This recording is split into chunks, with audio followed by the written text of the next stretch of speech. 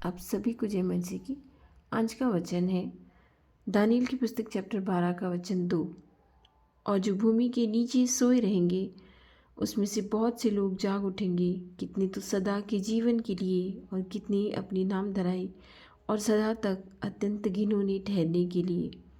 तब सिखाने वालों की चमक आकाशमंडल की सी होगी, और जो बहुतों को धर्मी बनाते हैं वे सर्वदा तारों की नाई प्रकाशमान रहेंगे। आमीन।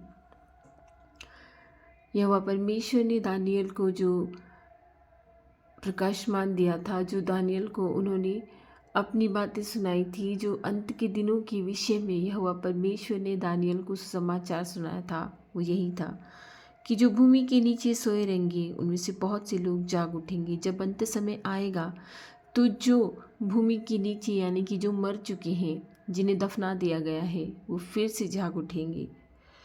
कितने तो सदा के जीवन के लिए, उनमें से हजारों लोग सदा के जीवन के लिए जाग उठेंगे। उनकी जीवन उनको वापस मिल जाएगा, हमेशा के लिए वो जाग उठेंगे। कितने तो सदा के जीवन के लिए और कितनी अपनी नाम धराई और सदा तक अत्यंत घिनौने ठहरने के लिए।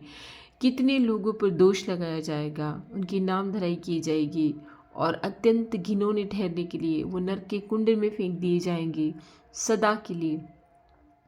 हम तो बहुत ही लकी लोग हैं, धन्य लोग हैं कि हम आज भी जिंदा हैं और आज भी बाइबल के वचनों को पढ़कर, सुसमाचार के प्रचार को सुनकर, सुसमाचार का प्रचार करके हम परमेश्वर के सामने अपने आप को निर्दोष ठहरा सकते हैं। हम पापों का प्रायश्चित कर सकते हैं। हम उनकी नाम धराई में शामिल नहीं हो सकते हैं जो भूमि के नीचे से वापस से जाग उठेंगे, जो अत्यंत घिनौने ठहरेंगे।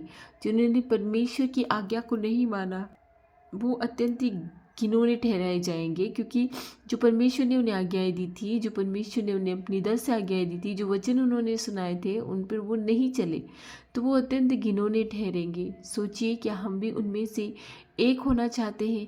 नहीं, कल्पना मात्र से ही हमारी आत्मा सिहर उठती है। उस नर्क की अग्नि में हम नहीं जाना चाहते हैं। भाइयों बहनों, यदि बाइबल में लिखा है कि ऐसा है तो वो अवश्य है। हम दुनिया वाले हमसे कहते हैं कि नर्क धरती पे है, स्वर्ग धरती पे है। ऐसा कुछ नहीं है। वो नर्क, वो अग्नि जो पापियों का इंतज़ार कर रही है, हम पापियों में शामिल नहीं होना चाहते हैं, हम पापी नहीं बनना चाहते।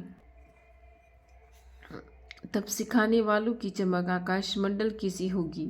सिखाने वालों की चमक यानी कि हम लोग जो बहुतों को धर्मी बनाते हैं, जो बहुतों को परमेश्वर का ज्ञान देते हैं, जो उन्हें मूर्ति पूजा से बचाते हैं, जो पाप करने से बचाते हैं। चाहे हम कैसे भी उनको सुसमाचार का प्रचार करें, चाहे मोबाइल के जरिए करें, चाहे घर घर जाकर हम उन्हें सुसमाचार का प्रचार करें, लेकिन यदि हमने एक भी आत्मा को बचाया है तो हमने बहुत अच्छा काम किया है। यदि हम बहुतों को धर्मी बना पा रहे हैं, उन्हें उनके पाप से मुख फिरा रहे हैं, पाप से बचा रहे हैं, उन्हें पाप नहीं करने दे रहे हैं, तो हमारे मुख की चमक आकाश मंडल के तारों सी होगी। कितने सुंदर होते हैं आकाश के तारागण जब वो चमकते हैं। क्या हम भी ऐसे हो सकते हैं? अवश्य हो सकते हैं, यदि हम परमेश्वर के वचनों को आज सुने। परमेश्वर के वचनों पर आज से, अगर हम पहले से नहीं चल रहे हैं तो आज से चलना शुरू कीजिए। वो परमेश्वर ने इतने सुंदर वचन दिए हैं। हमारी चमक आकाश मंडल के तारों सी होगी, अवश्य होगी। उसने कहा है कि तुम्हारी चमक आकाश मंडल के तारों सी होगी, तो अवश्य होगी। हमने यदि लोगों को धर्मी बनाया है, हमने यदि लोगों को पाप से बचाया है, हमने उनके दिलों से, दिमाग से पाप को निकालने की कोशिश की है कि संसार के सरदार ने उन्होंने इतना अत्यंत उनको घेर रखा है कि वो लोग पाप में पड़े जाते हैं, पाप में फंसे जाते हैं हर रोज़। बाइबल के ज्ञानी हैं, लोग सोचते हैं कि मैं तो बाइबल का ज्ञानी हूँ, मुझे सब कुछ आता है, लेकिन बाइबल भी हमें वापस यही कहती है कि जो स्थिर हैं चौकस रहें, कहीं गिर ना पड़े। आमीन। जो स्थिर हैं, हम लोग सोचते हैं कि हमें सब कुछ ज्ञान है, हमें तो सब कुछ आता है, लेकिन परमेश्वर हमसे कहते हैं कि जो स्थिर हो वो चौकस रहो, कहीं ऐसा ना हो कि गिर पड़ो।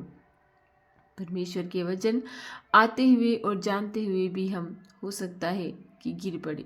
इसलिए कभी अपने आप पे घमंड नहीं करना है, कभी अपने आप पे ये विश्वास नहीं रखना है कि मुझे सब कुछ आता है। नहीं, हमें बहुतों को धर्मी बनाना है, हमें आकाश मंडल की तरह हमारे तेज को चमकाना है। वो परमेश्वर ने हमसे वादा किया है, वो अवश्य हमारे लिए ऐसे करेंगे। यदि आपके कोई आसपास है, यदि आप उन्हें जानते हैं, तो आपका काम है परमेश्वर के वचनों को प्रचार करना। वो माने या ना माने, उनकी इच्छा है। यदि कोई क्रिस्तीय भाई बहन जो परमेश्वर में विश्वास रखते हैं, थोड़ा बहुत भी रखते हैं, तो आप प्रभु के वचनों को साझा कीजिए। यदि प्रभु के वचनों से वो फिरते हैं अपने पापों से, तो हमने उन्हें धर्मी बनाया है। उस खोज में, उस दौड़ में लगिए जहाँ आकाश मंडल के तारों की सी हमारी चमक होगी, हमारा तेज ऐसा होगा।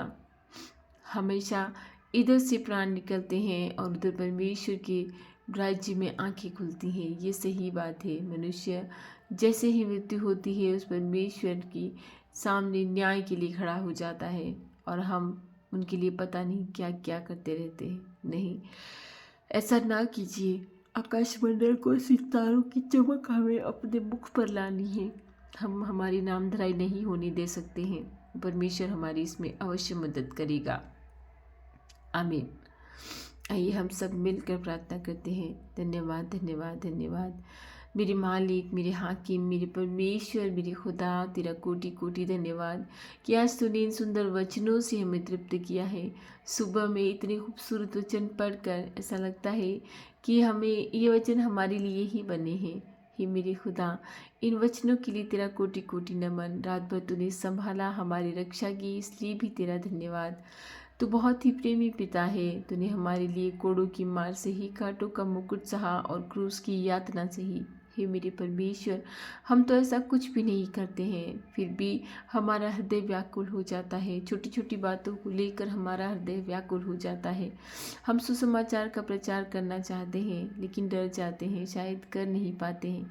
हमें वो हिम्मत दे प्रभु कि हम तेरे वचनों को साझा करने पाए, तेरे वचनों के बारे में लोगों को समझाने पाए। ऐसी शक्ति, ऐसा सामर्थ्य दे। तू मेरा परमेश्वर है, हमें स्थिर रख। तेरी आत्मा से हमें संचालित कर। तेरी आत्मा से हम यदि संचालित होंगे तो हम संसार के हर प्रकार के काम करने पाएंगे। तेरी आत्मा के बिना हम अपनी सामर्थ्य से कुछ नहीं कर सकते हैं। हे मेरे परमेश्वर, तेरे वचनों को संसार की छोर तक फैलने में हमारी मदद कर, कि तेरे संसार की छोर तक, आदि से अंत तक, जिस मनुष्य ने इन वचनों को नहीं सुना है, वो अवश्य इन्हें सुने और मन फिराने का मौका दे। मेरे प्रभु, तू दयालु प्रभु है। तू प्रार्थनाओं को सुनकर उनका उत्तर भी देता है। हमें विश्वास करते हैं कि तूने हमारी प्रार्थनाओं को, इनको भी सुना है।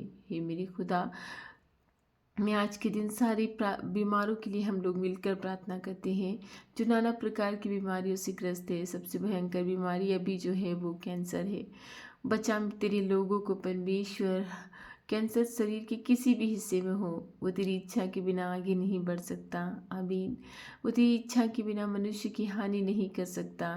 तू भला परमेश्वर है, भला खुदा है, भला मसीहा है। तेरी इच्छा के बिना कोई भी बीमारी हमारे शरीर को नाश नहीं कर सकती। हम तुझसे प्रार्थना करते हैं बीमारों के लिए, हमारे परिवारजनों के लिए, कि जो इस बीमारी से त्रस्त हैं, उनकी रक्षा कर प्रभु। उनकी रक्षा कर मेरे मसीहा, क्योंकि जब तू उनकी रक्षा करेगा, वो अपनी आत्मा को बचाने पाएंगे, अपने शरीर को बचाने पाएंगे। निर्बल शरीर से प्रार्थना नहीं होती है। तू रक्षा कर, तू उन्हें चंगाई दे, ताकि उनकी आत्मा प्रबल हो जाए। तेरे पास आने के लिए वो हमेशा प्रबल रहे, हमेशा अनुग्रहित रहे। हे मेरे प्रभु, हम अपनी संतानों के लिए प्रार्थना करते हैं, जिनका ध्यान मन पढ़ाई में नहीं लगता है, जिनकी बुद्धि पढ़ाई में बिल्कुल नहीं लगती है। तेरे लिए कुछ भी असंभव नहीं है। तू अपने स्वर्ग के द्वार खोल कर उन्हें शिक्षा दे, बुद्धि दे, ताकि वो भी तेरे मार्ग पर चलने पाए, अच्छे काम करने पाए। प्रभु, हमेशा तेरी ओर बने रहें। हम प्रार्थना करते हैं सभी कंपटीशन के एग्ज़ाम की तैयारी करने वाले हमारे भाई बहनों के लिए, ताकि वो अपने एग्ज़ाम को अच्छी तरह से देने पाएँ। हम प्रार्थना करते हैं निसंतान माँओं के लिए, जो रोज़ाना ताने सुनती हैं, उन्हें संतान, उन्हें गर्भ का फल तो परमेश्वर देगा। हम उससे प्रार्थना ही कर सकते हैं। ऐसा नहीं है कि वो हमारी दुहाई, हमारी प्रार्थनाओं को नहीं सुनते हैं। वो हमारी हर बात, हमारी हर प्रार्थना को सुनता है। वो भला मसीहा है, हर बात को हमारी को सुनता है और उनका उत्तर भी देता है। हे मेरी खुदा, मैं सारी प्रार्थनाएं तेरे चरणों में समर्पित करती हूँ। तुझसे मांगती हूँ कि आज के दिन में हमारी रक्षा करना, खतरे मुसीबतों से बचाना, आने जाने में हमारी रक्षा करना, हमारे घरों को, हमारे खतों को और हमारी जो छोटी सी सैलरी आती है उसको तेरे चरणों में चढ़ाते हैं। उसे तू आशीषित कर परमेश्वर, हमारे घर घराने को आशीषित कर, हमारे बच्चों को आशीषित कर। जो घरों की पिटिशन लेकर तेरे पास आए हैं उन्हीं घरों की आशीष दे। जो तरस रहे हैं परमेश्वर उन्हीं घरों की आशीष दे। एक छत दे ताकि उसके नीचे वो रहने पाए। तूने कहा है भेड़ियों बटेरों सबके लिए मकान है, मगर परमेश्वर के पुत्र के लिए सर ढकने को छत नहीं। नहीं प्रभु, तूने हमें बनाया है, तूने इतने अच्छे घर दिए हैं, तूने इतना अच्छा जीवन दिया है। और सबसे बड़ी बात है, इस भोर में ही नहीं हर भोर में तू हमें जगाता है और तेरे वचनों से तृप्त करता है। कितने भाग्यशाली हैं हम लोग। सोचने विचारने पर ही बहुत खुशी होती है कि हम कितने भाग्यशाली हैं कि वो मसीहा हमें हमारी रक्षा करता है हर वक्त और हमें हर भोर में नए नए वचनों से तृप्त करता है। हम आकाश के तारामंडल की तरह चमकना चाहते हैं, हमारी नाम धराई ना हो। हम कोशिश करते हैं प्रभु कि बहुतों को धर्मी बनाने पाए, मगर हमारी कोशिश में तेरी आत्मा का होना बहुत अवश्य है। तेरी आत्मा का होना बहुत अवश्य है। अगर तेरी आत्मा होगी तो हम वैसे ही हजारों लोगों को परमेश्वर की राह पे चला सकते हैं, परमेश्वर के वचनों को सुना सकते हैं। मैं सारी प्रार्थनाएं तेरे पवित्र नाम यीशु के नाम से मांगती हूँ और प्रार्थना करती हूँ कि हमारी प्रार्थनाओं को तूने सुन लिया है और उनका उत्तर दे दिया है। तुझे कोटि कोटि नमन प्रभु, हमारी रक्षा करना। आमीन।